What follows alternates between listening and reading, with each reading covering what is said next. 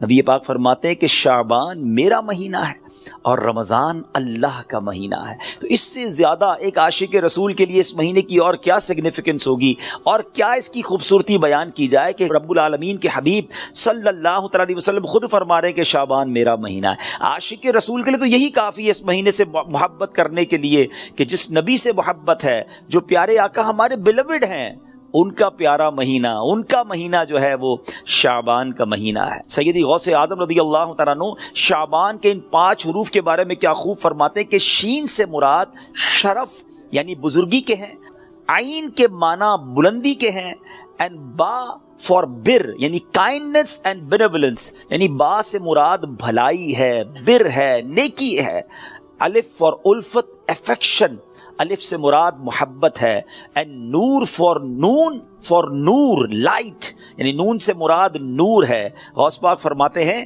یہ وہ 5 برکتیں ہیں جو اللہ تعالیٰ شعبان کے مہینے میں اپنے بندوں پر عطا فرماتا ہے، یعنی یہ وہ مہینہ ہے جو شرف ملنے کا، علوف یعنی بلندی ملنے کا، بر یعنی بھلائی ملنے کا، الف یعنی الفت ملنے کا اور نون یعنی نور ملنے کا دن ہے۔ اب یہ خوش نصیب ہوتے ہیں جو اس مہینے میں اللہ کو راضی کرنے والے کام کرتے ہیں، رب کریم کی رحمتوں سے یہ 5 چیزیں حاصل کر لیتے ہیں۔ انفارچونیٹلی کچھ لوگ ایسے ہوتے ہیں کہ شعبان آ بھی جائے تو ان کی لائف میں کوئی چینج ہی نہیں آتا، وہ اپنی لائف میں کوئی ایکسپیرینس نیکی کی طرف اپنا بڑھاتے ہی نہیں ہیں۔ غور کیجئے میٹھے اسلامی بھائیوں کہ آج ہماری زندگی میں کیا چینج آیا ہے۔ سرکار علیہ الصلوۃ والسلام کے جو ڈیوٹیز تھے، جو صحابہ کرام تھے، وہ کیا کرتے تھے کہ جب رجب کا مہینہ آتا وہ عبادتوں کی طرف رجوع لاتے اور ساتھ ساتھ کیا کرتے، اپنے معاملات کو سمیٹنا شروع کرتے۔ شعبان کا مہینہ آتا تو کاروباری لوگ اپنا لینا دینا کر لیتے، حکمران کیا کرتے، اپنا جناب سارا معاملہ جو ہے وہ عدالت کا سیٹل ڈاؤن کر لیتے، اور اس کے بعد رمضان آتے ہی وضو کر کے اعتکاف میں بیٹھ جاتے کہ شعبان المعظم کی کیا خوبصورت فضائل ہیں اور نبی پاک علیہ الصلوۃ والسلام کا اس میں ایٹیٹیوڈ کیا تھا، پیارے آقا کا اس میں انداز کیا تھا۔ نبی پاک کا سب سے زیادہ پسندیدہ مہینہ بی بی عائشہ فرماتی ہیں شعبان کا ہے، میرے آقا اس میں روزے رکھتے رکھتے رکھتے اس کو رمضان سے ملا دیتے۔ اللہ اکبر، اللہ کے حبیب علیہ الصلوۃ والسلام اتنے روزے رکھتے۔ اچھا یہ کیوں رکھتے تھے؟ What is the reason behind this? ذرا یہ بھی سن لیجئے کہ نبی پاک علیہ الصلوۃ والسلام ہماری تعلیم کے لیے کیا شاندار جملہ ارشاد فرماتے ہیں۔ سیدنا اسامہ بن زید رضی اللہ تعالیٰ عنہ said، حضور میں آپ کو دیکھتا ہوں کہ آپ باقی تمام مہینوں سے زیادہ شعبان میں روزوں کی کثرت فرماتے ہیں، یقیناً اس میں رمضان کے روزے تو الگ ہیں، باقی مہینوں کی بات ہو رہی ہے۔ دا ہولی پروفٹ صلی اللہ تعالی علیہ وسلم ریپلائڈ، یہ مہینہ ہے جو رجب اور رمضان کے درمیان ہے، لوگ اس سے غفلت میں ہیں۔ یہ وہ مہینہ ہے جس میں اللہ کی بارگاہ میں بندوں کے اعمال پیش کیے جاتے ہیں۔ میں چاہتا ہوں جب میرے اعمال اللہ کی بارگاہ میں پیش کیے جائیں اس وقت میں روزے سے ہوں۔ آپ ذرا سوچئے میٹھے اسلامی بھائیوں، اللہ کے حبیب علیہ الصلوۃ والسلام جن کے صدقے میری اور آپ کی مغفرت ہونی ہے، ہم پڑھتے ہیں نا تیرے صدقے میں آقا سارے جہان کو دین ملا، آقا کے صدقے تو ایمان ملا ہے، مگر یہ ہماری تعلیم ہے کہ نبی پاک فرماتے ہیں کہ میری خواہش یہ ہے کہ جب میرے اعمال اللہ کی بارگاہ میں پیش ہوں تو میں روزے سے ہوں۔ اب یہ سکھا رہے ہیں، ہمیں بتا رہے ہیں کہ دیکھو اعمال پیش ہونے کی رات ہے، اس رات بندوں کے اعمال اللہ کی بارگاہ میں پیش ہوتے ہیں۔ میں پوچھنا چاہتا ہوں اسلامی بھائیوں سے، ہم سب کو پتا ہے ہمارے اعمال میں کیا ہے، کتنی خطائیں ہیں، کتنی بے شرمیاں ہیں، کتنے جرم ہیں۔ کیا ہمیں کچھ آج شرم آ رہی ہے؟ کیا یہ فیلنگز ہیں کہ یا اللہ کچھ بھی نہیں ہے؟ آج ہمارے اعمال تیرے دربار میں آ رہے ہیں، ہم جانتے اس میں ہم نے کالے کر دیے اپنے نامہ اعمال، کچھ نہیں مالک تیری بارگاہ میں پیش کرنے کو۔ اور میرے کریم، ہم پہلے سے اس بات کا اقرار کرتے ہیں کہ ہم امتحان میں فیل ہیں، وی آر لاسٹ یا اللہ عز و جل، مگر مالک آج مغفرت کی رات ہے، آج رحمت کی رات ہے، اگر تیری رحمت صرف اچھوں پر برستی رہی تو ہم کدھر جائیں گے؟ آج گڑ گڑانا ہے میرے میٹھے اسلامی بھائیوں۔ آج کی رات وہ رات ہے، روایتوں میں مضمون ملتا ہے کہ آج آسمان دنیا سے یہ ندا دی جاتی ہے کہ ہے کوئی مانگنے والا کہ اس کی مراد پوری کی جائے، ہے کوئی مغفرت کا طلبگار کہ اس کو اس کی مغفرت کر دی جائے، ہے کوئی توبہ کرنے والا کہ اس کی توبہ قبول کی جائے۔ تو آج تو اعلان ہو رہا ہے نا، لیکن کیا ہم اس کیفیت میں ہیں کہ ہم اللہ کی بارگاہ میں اس طرح گر گڑا رہے ہیں کہ مولا بس آج معاف کر دیجیے، ورنہ حالت تو یہ ہے، وہ پنجابی شاعر لکھتے ہیں نا، جے میں ویکھا عملہ بلے کچھ نہیں میرے پلے، کچھ ہے ہی نہیں، ایوری تھنگ لاسٹ. ہم نے ساری زندگی بیکار کاموں میں تو گزاری، نیکیاں کی تو اس میں اخلاص نہیں، ریاکاری.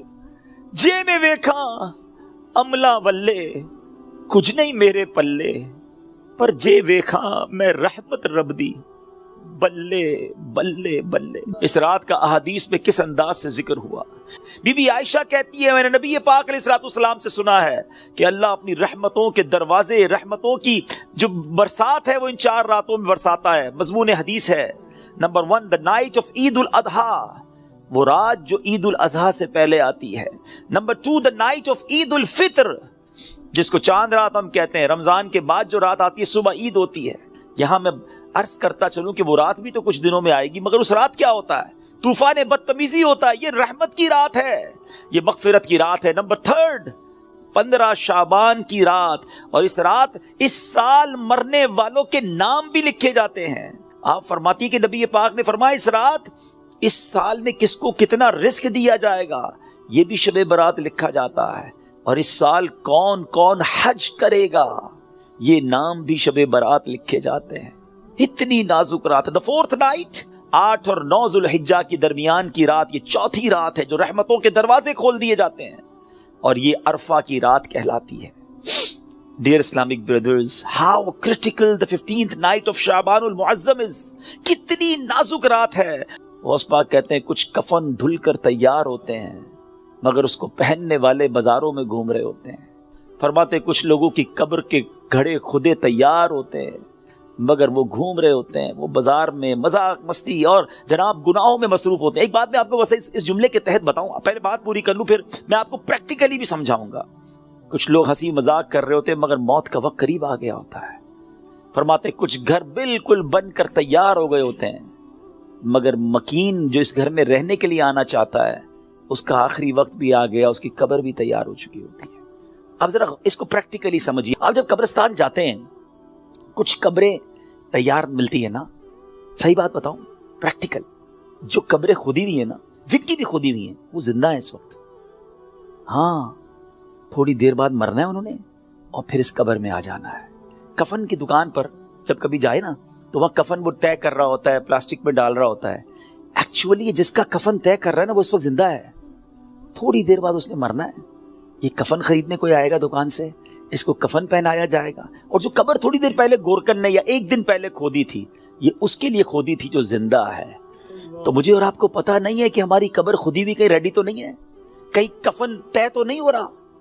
آگاہ اپنی موت سے کوئی بشر نہیں، سامان 100 برس کا ہے پل کی خبر نہیں. بہت زیادہ نازک رات ہے. اس رات کتنی مغفرت ہوگی، کتنے لوگ بخشے جائیں گے. پیارے آقا فرماتے جبریل امین میرے پاس آئے اور آ کر عرض کی کہ حضور آج 15 شعبان کی رات ہے، اللہ تعالیٰ جو اتنے لوگوں کو جہنم سے آزاد فرمائے گا جتنے قبیلہ بنی کلب کی بکریوں کے بالوں کی تعداد ہے. میں اور آپ تو اپنے سر کے بال کاؤنٹ نہیں کر سکتے، ایک گوٹ کے، ہم ایک بکری کے بال کاؤنٹ نہیں کر سکتے. قبیلہ بنی کلب تو سب سے زیادہ بکریاں پالا کرتا تھا.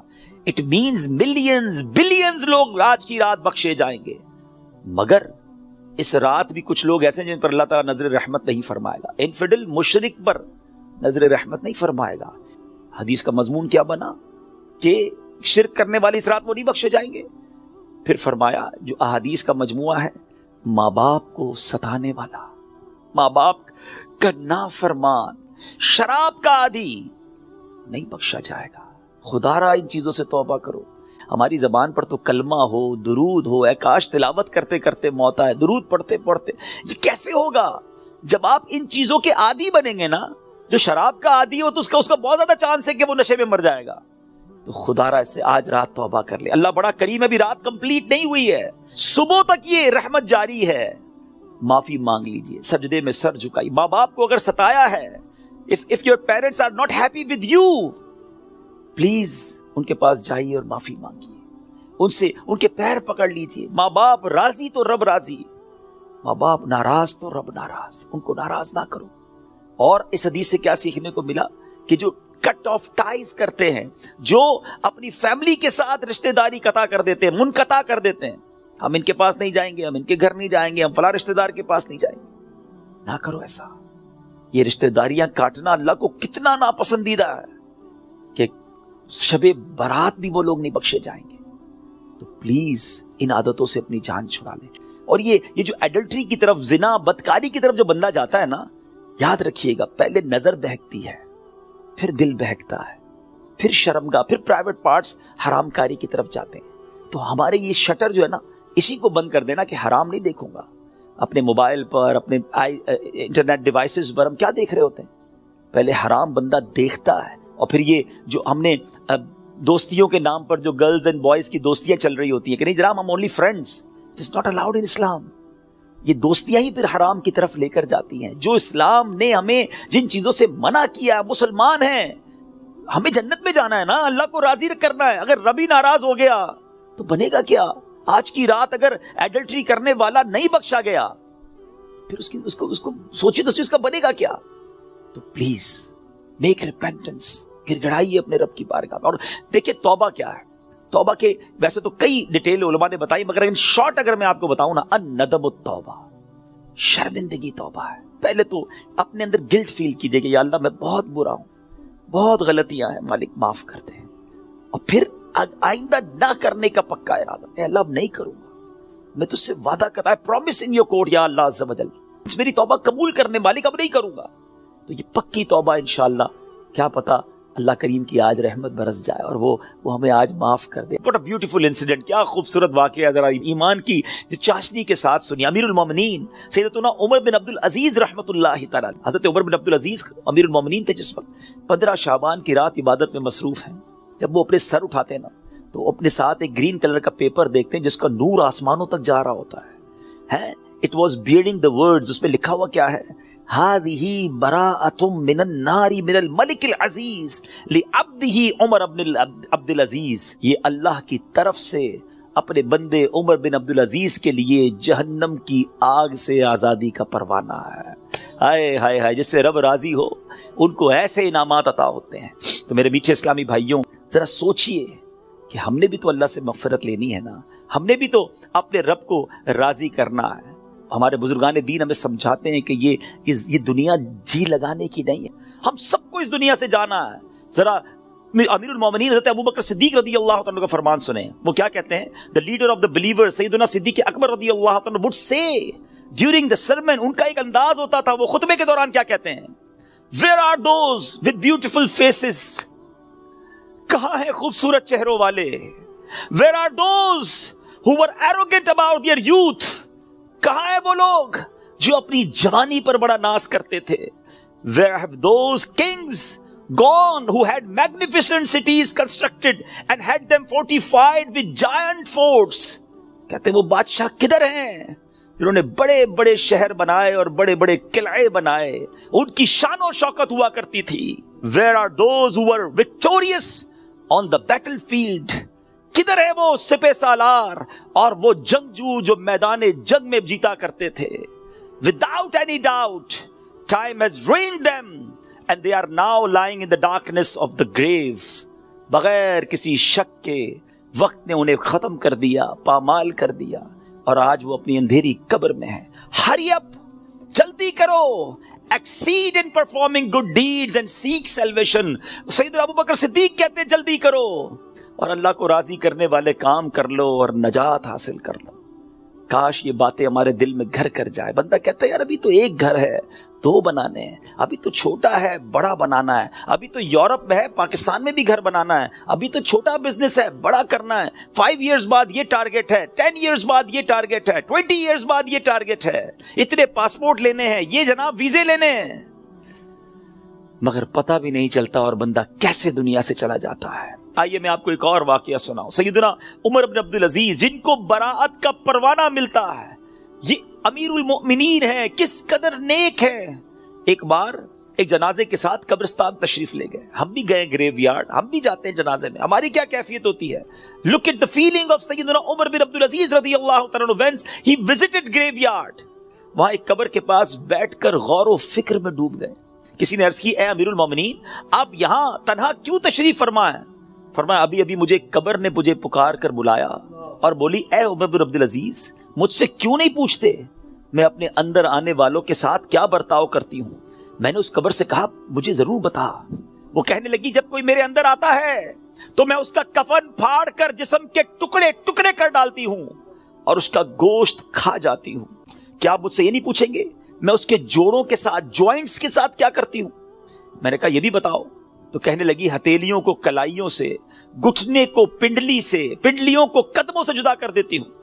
اتنا کہہ کر حضرت عمر بن عبد العزیز ہچکیاں لے کر رونے لگے. جب کچھ افاقہ ہوا، کچھ اسی طرح عبرت کے مدنی پھول لٹانے لگے کہ اے اسلامی بھائیوں اس دنیا میں ہمیں بہت تھوڑا عرصہ رہنا ہے. جو اس دنیا میں صاحب اقتدار ہے وہ آخرت میں انتہائی ذلیل و خوار ہوگا. جو اس جہاں میں مالدار ہے وہ آخرت میں فقیر ہوگا. اس کا جوان بوڑھا ہو جائے گا، جو زندہ ہے وہ مر جائے گا. دنیا کا تمہاری طرف آنا تمہیں دھوکے میں نہ ڈال دے، کیونکہ تم جانتے ہو کہ یہ بہت جلد رخصت ہو جاتی ہے. کہاں گئے تلاوت قرآن کرنے والے؟ کہاں گئے بیت اللہ کا حج کرنے والے؟ کہاں گئے ماہ رمضان کے روزے رکھنے والے؟ خاک نے ان کے جسموں کا کیا حال کر دیا. اے میرے میٹھے اسلامی بھائیوں یہاں عمر بن عبد العزیز رضی اللہ تعالیٰ جھنجھوڑ رہے ہیں کہ عبادت بھی کرنی ہے تو اخلاص کے ساتھ کرنی ہے، اور اگر عبادت بھی دکھلاوے والی ہے تو قبر میں ان کا بھی حال برا ہو جائے گا. حضرت عثمان غنی رضی اللہ تعالیٰ عنہ کا ایٹیٹیوڈ آپ کو بتاؤں کہ عثمان غنی رضی اللہ تعالیٰ عنہ قطعی جنتی ہیں. اللہ اکبر، عشرہ مبشرہ سے ان کا شمار ہوتا ہے. اور لیکن ان کا انداز کیا ہوتا تھا؟ عثمان غنی رضی اللہ تعالیٰ عنہ جب قبرستان جاتے، قبر جاتے تو اس قدر روتے تھے کہ آپ کی داڑھی مبارک تر ہو جاتی. عرض کی گئی جنت و دوزخ کا تذکرہ کرتے وقت آپ اتنا نہیں روتے، مگر قبر پر بہت روتے ہیں. اس کی وجہ کیا ہے؟ فرمایا میں نے نبی اکرم صلی اللہ علیہ وسلم کو فرماتے ہوئے سنا ہے قبر آخرت کی سب سے پہلی منزل ہے. اگر صاحب قبر نے اس سے نجات پائی تو بعد کا معاملہ اس سے آسان ہے، اور اگر ادھر نجات نہ ملی تو آگے کا معاملہ اور زیادہ سخت ہے. Actually this is the first examination. یہ پہلا امتحان ہے جو مرنے کے بعد دینا ہے. جو اس امتحان میں کامیاب ہے وہ آگے بڑھتا چلا جائے گا، اس کی سکسس کا راستہ کھل جائے گا. مگر جو اس امتحان میں ہی فیل ہو گیا وہ آگے بھی برباد رہے گا. اے میرے بیچ اسلامی بھائیوں، کیا ہم اس ایگزامینیشن کی تیاری کر رہے ہیں؟ ہم میں سب نے کسی نہ کسی ایگزام کو دیا نا، اسکول مدرسے کہیں نہ کہیں ایگزام دیا تھا. اس ایگزام سے پہلے ہم پر کتنا برڈن تھا، کتنا پریشر تھا. مگر آئیے ذرا اس ایگزامینیشن اور قبر کے ایگزامینیشن کا تھوڑا کمپیریزن کرتے ہیں. دنیا کے ایگزام کی ڈیٹ پہلے سے پتا ہوتی ہے، فلاں منتھ کی فلاں تاریخ کو امتحان ہوگا. That's why we prepare for that. ہم اس کے لیے تیاری کرتے ہیں. ٹھیک ہے. سیکنڈ، اس پیپر کو جب ہم دیتے ہیں اگر فیل ہو جائیں تو اس کو ریپیٹ دینے کا موقع ملتا ہے. سپلیمنٹری پیپرز ہوتے ہیں، یا زیادہ سے زیادہ یہ ہوتا ہے کہ بھائی ایک سال آپ کا فیل ہو گیا، آپ دوبارہ اس کلاس میں پڑھیں گے. دیٹس اٹ، اور تو کچھ نہیں ہوتا. تیسرا، اس ایگزامینیشن کا جو ریزلٹ ہے وہ فیو منتھس کے بعد یا فیو ڈیز کے بعد اناؤنس ہوتا ہے. ٹھیک ہے. یہ تین چیزیں ذہن میں رکھیے گا. وی نو دا ڈیٹ آف ایگزامینیشن، ہمیں پہلے سے پتا ہے. ایگزامینیشن کا لاس کیا ہے اگر اس میں فیل ہو گئے؟ ایک سال پڑھائی دوبارہ کرنی پڑے گی، یا زیادہ سے زیادہ اور کیا پنشمنٹ ملے گی. اور تھرڈ، اس کو دوبارہ ریپیٹ کا موقع ملتا ہے. اور تیسرے نمبر پر یہ ہے کہ اس کے رزلٹ میں کچھ ٹائم لگتا ہے. قبر کا امتحان یہ کیسا امتحان ہے کبھی سوچا آپ نے؟ دیر از نو سپلیمنٹری پیپر، دوسرا چانس نہیں ہے. ادھر ایک سال پیچھے رہ جائیں گے، ادھر قیامت تک قبر میں مار پڑتی رہے گی. قیامت تک اللہ ناراض ہو گیا تو جہنم کی کھڑکی کھلی رہے گی، سانپ اور بچھو آ جائیں گے. کون بیئر کر سکتا ہے اللہ کی پنشمنٹ کو؟ کون اس سزا کو برداشت کر سکتا ہے؟ ایسے ہی نہیں روتے تھے. حضرت عثمان غنی بالکل کریکٹ فرمایا انہوں نے کہ یہی پہلی منزل ہے، اور we have to clear this exam. کسی صورت میں نے اور آپ نے اس امتحان کو پاس کرنا ہے. ادھر فیل ہو گئے تو مارے جائیں گے، اور پھر اس کے بعد اس کا رزلٹ دیر سے اناؤنس نہیں ہوتا. ادھر جواب دینا ہے. صحیح جواب دیا تو جنت کی رحمتیں ہیں، تا حد نگاہ قبر وسیع ہے. اور ادھر رانگ آنسر دیا، ادھر جناب جہنم کا عذاب شروع ہو جائے گا، جہنم کی کھڑکی کھل جائے گی. اور پھر جو سب سے زیادہ کروشل بات ہے، سب سے زیادہ ڈرنے والی بات ہے، we don't know the date of that examination. ہمیں پتہ ہی نہیں ہے وہ امتحان کب دینا ہے، وہ آج بھی ہو سکتا ہے۔ جی ہاں، ہم میں سے ہو سکتا ہے کہ کل رات کوئی اپنے گھر میں نہ سوئے، قبرستان میں ہو۔ ہمیں یہ پتہ ہی نہیں ہے کب امتحان ہوگا، تو جب ہمیں پتہ نہیں ہے تو it means we have to prepare daily. ہمیں روز یہ طے کر کے سونا ہے یا زندگی گزارنی کہ آج اگر امتحان دینا ہے تو میں تیار ہوں، میں اس امتحان کے لیے تیار ہوں۔ Now I have a question of all of you۔ میں اب آپ سب سے ایک سوال کرنا چاہتا ہوں، اپنے آپ سے ایک سوال کرتے ہیں ناظرین، میں اپنے آپ سے بھی کروں اور آپ سے بھی پوچھتا ہوں، اگر آج مر گیا، مر تو سکتا ہوں نا، یہ تو پاسبل ہے نا، آج مر گیا، کیا میں تیار ہوں قبر کے امتحان کے لیے؟ میں جواب دے پاؤں گا کہ اللہ راضی ہے مجھ سے؟ کیا ایسی زندگی گزارنی ہے کہ مار نہیں پڑے گی؟ تو پھر تو ٹھیک ہے۔ if the answer is yes then it's okay۔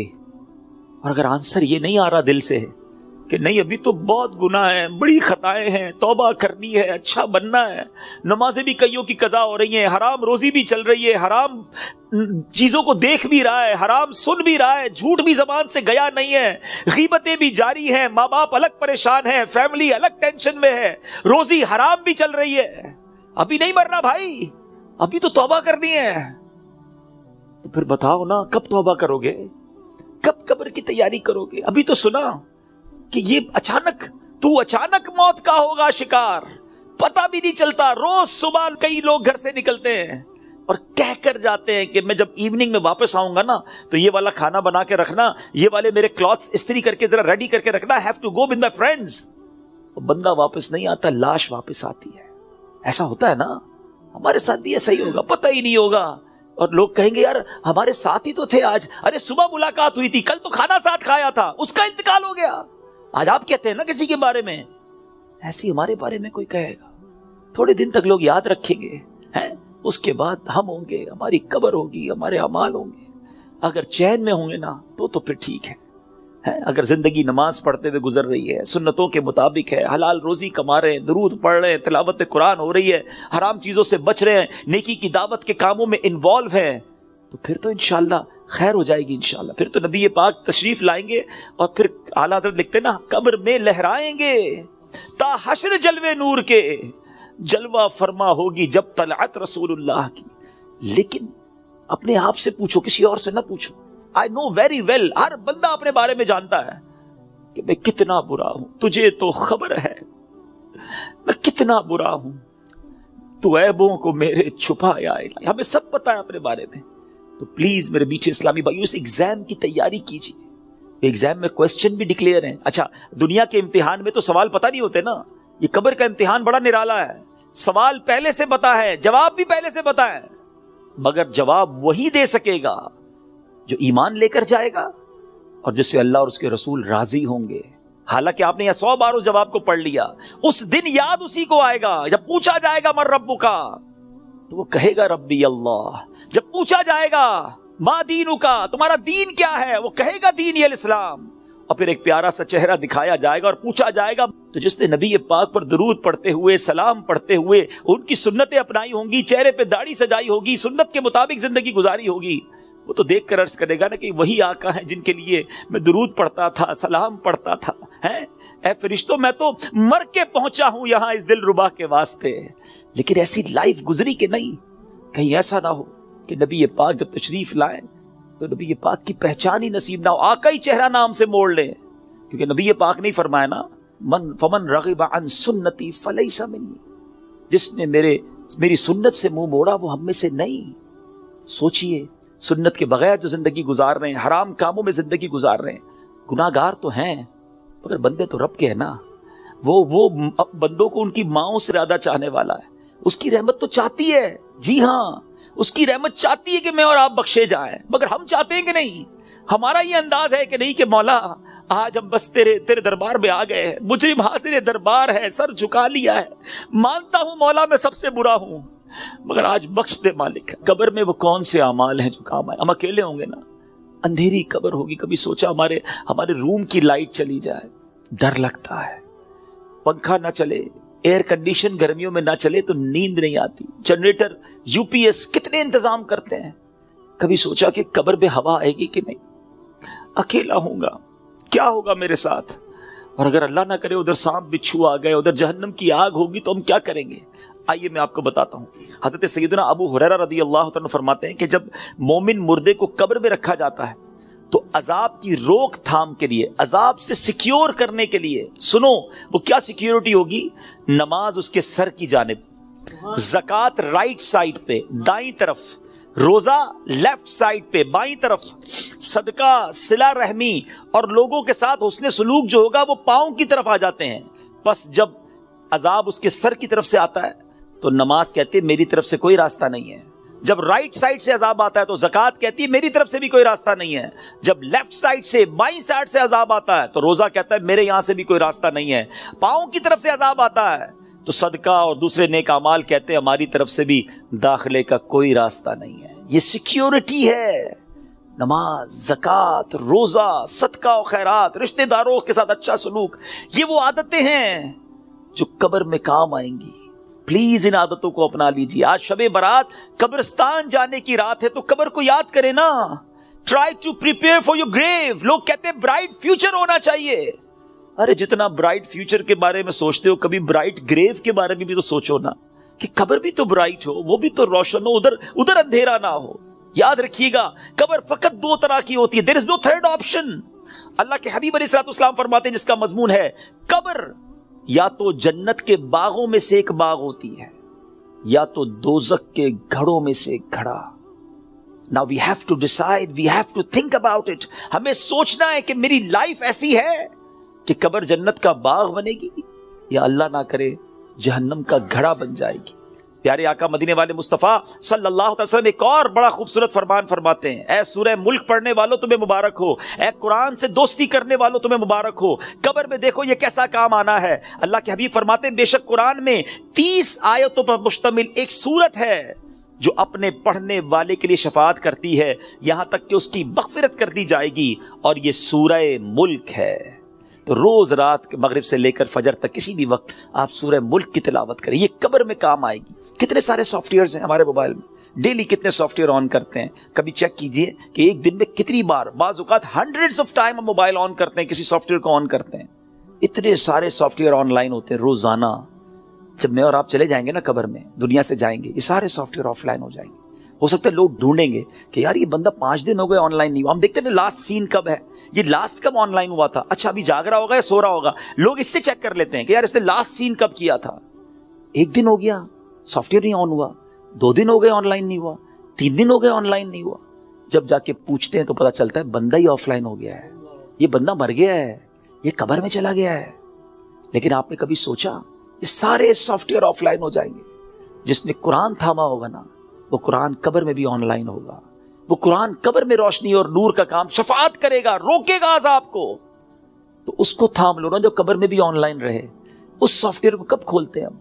پچھلے رمضان میں قرآن پڑھا تھا, اب بہت سارے وہ ہوں گے جو اس رمضان میں پڑھیں گے. پورا سال قرآن سے دور, قرآن صحیح پڑھنا آتا نہیں, نہ اس کے تلفظ نہ اس کی تجوید. کیا مسلمان ایسا ہوتا ہے؟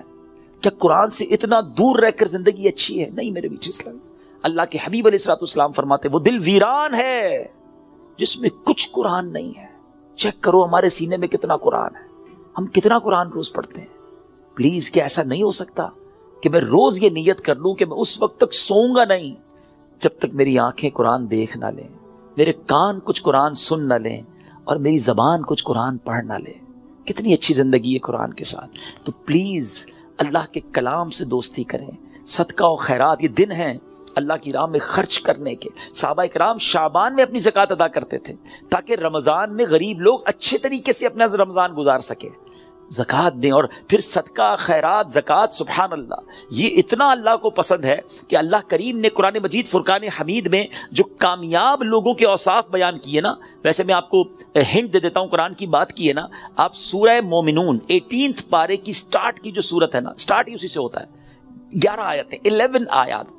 پلیز مسٹ ریڈ دوز آیات, ضرور پڑھیں ان آیاتوں کو, اس کا ترجمہ اور تفسیر پڑھیں. لوگ کہتے ہیں یار فلاں سکسیسفل ہے, فلاں کامیاب ہے, پیسے والا کامیاب ہے, جناب اتنا بڑا کاروبار ہے یہ کامیاب ہے, فلاں ملک کا پاسپورٹ ہے وہ کامیاب ہے. نہیں جناب, جو عہدے دار ہے جس کے پاس کوئی اقتدار ہے وہ کامیاب ہے. کون فیصلہ کرے گا ہوئی سکسیسفل؟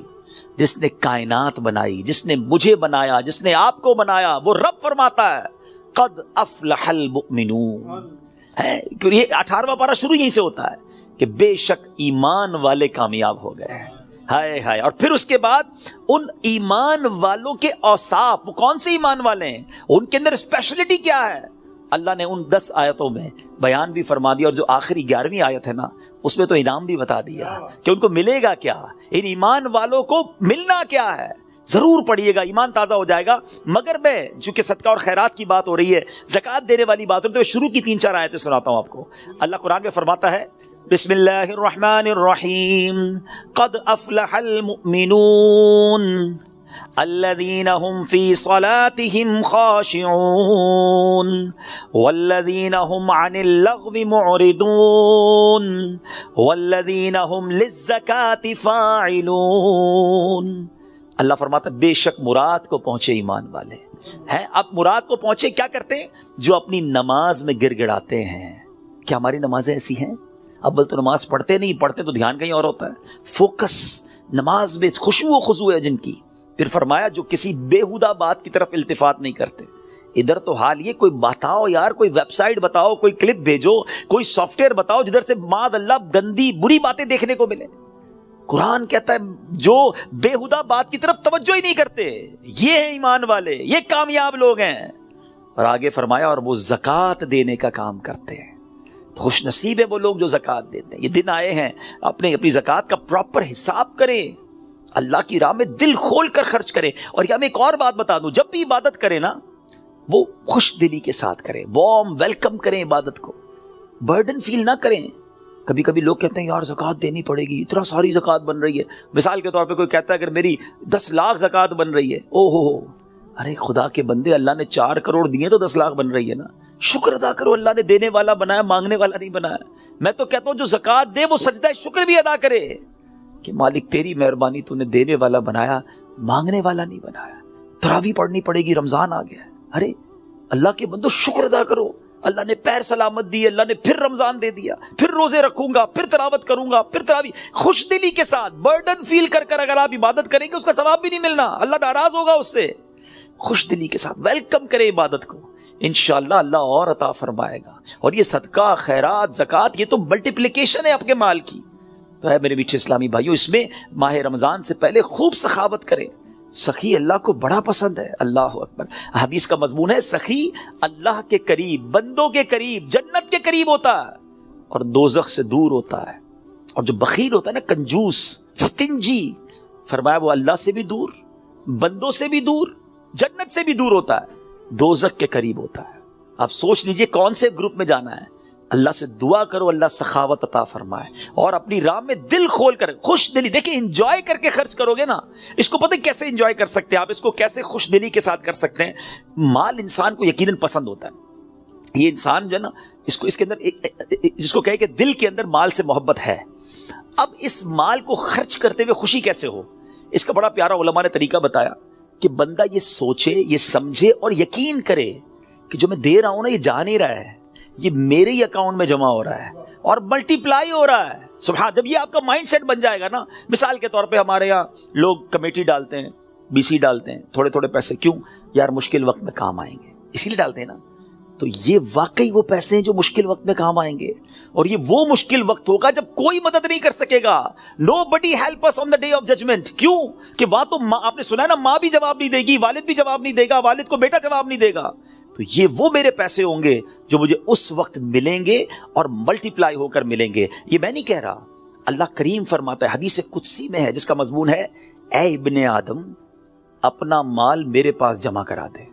اللہ کا فرمان سنے، میرے پاس جمع کرا دے، نہ جلے گا، نہ ڈوبے گا، نہ کم ہوگا، نہ چوری ہوگا. میں تجھے اس دن لوٹاؤں گا جس دن تجھے ایک ایک نیکی کی ضرورت ہوگی. اب بتاؤ خرچ کرتے وقت مزہ کیوں نہ ہے؟ اگر یہ ذہن بن جائے کہ یار میں جمع کرا رہا ہوں، قیامت کے دن ملٹی پلائی ہو کے ملے گا، جب میں پھنسا ہوا ہوں گا زیادہ ملے گا، تو بندہ کہ اور ڈال دو یار، تھوڑے اور لے جاؤ بھائی. تو آپ انجوائے کریں اللہ کی راہ میں خرچ کرنے کے لیے. کسی غریب کو، کسی مسجد میں، کسی فقیر، جو رشتہ دار غریب فقراء ہیں، بانٹیں. اور سوچے نا، میں آج کی مثال دیتا ہوں. میں آج ایک جگہ بیٹھا تھا، زکوٰۃ سیمینار تھا میرا، وہاں بیان تھا، تو وہاں کچھ بزنس کمیونٹی کے لوگ بیٹھے تھے، آپس میں بات ہو رہی تھی کہ یار مجھ سے وہ لینے آئے تو میں تو دے چکا تھا، زکوٰۃ تو دے دی تھی. تو میں نے کہا آپ کو اور دینا چاہیے. کہا یار پوری تو دے دی تھی. میں نے کہا اللہ نے دینا روک لیا ہے. خاموش ہو گئے. میں نے کہا میں آپ کو حدیث سناتا ہوں. میں نہیں کہہ رہا, اللہ کے حبیب علیہ السلام فرماتے جس کا مضمون ہے گن گن کر خرچ نہ کرو ورنہ وہ رب کریم بھی تمہیں گن گن کر عطا فرمائے گا. یہ روک لیتے ہیں نا جو بھائی ہم نے دے دیا جتنا دینا تھا, ارے دیتے رہو. وہ جب دیے جا رہا ہے آپ جانے والا راستہ بھی کھلا رکھو, وہ اور عطا فرمائے گا. یہ ملٹیپلائی ہے, یہ وہ ایسا سرکولیشن ہے جو آپ کا بڑھتا ہی رہے گا. These are the days for generosity. یہ دن ہے اللہ کی راہ میں خرچ کرنے کے, نیکی کے کام میں خرچ کیجیے. آپ نے سنا تو صحیح کہ صدقہ پیر کی طرف آ کے کھڑا ہو جائے گا, عذاب سے بچائے گا. نماز سر کی طرف آ کے کھڑی ہو جائے گی. جناب روزہ, اب یہ ساری وہ نیکیاں ہیں, زکوٰۃ, یہ بچائیں گی آپ کو. اللہ مجھے اور آپ کو یہ نیکیاں کرنے کی توفیق عطا فرمائے.